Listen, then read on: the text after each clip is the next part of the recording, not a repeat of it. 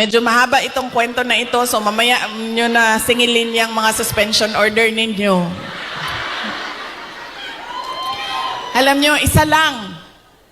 Sa lahat-lahat siguro ng pagmamahal or generosity ni former President Rodrigo Duterte, isa lang ang stand out.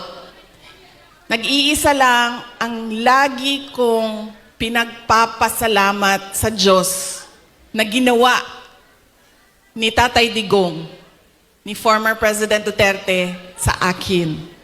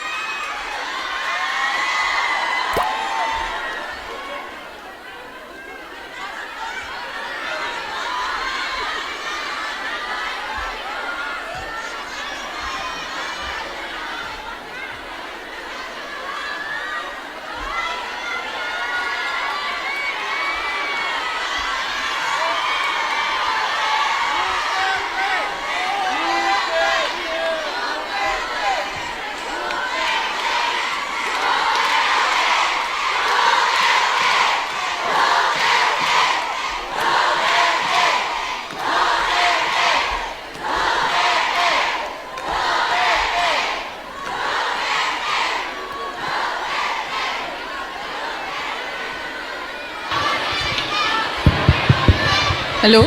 Okay na?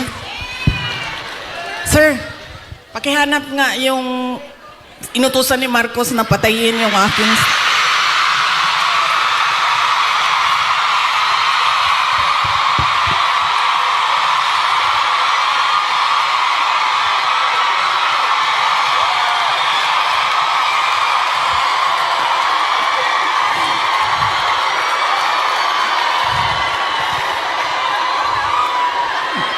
Yan.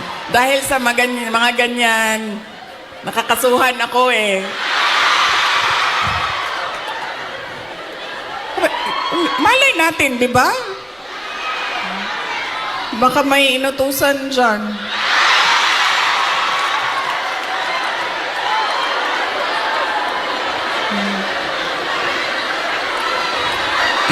Okay.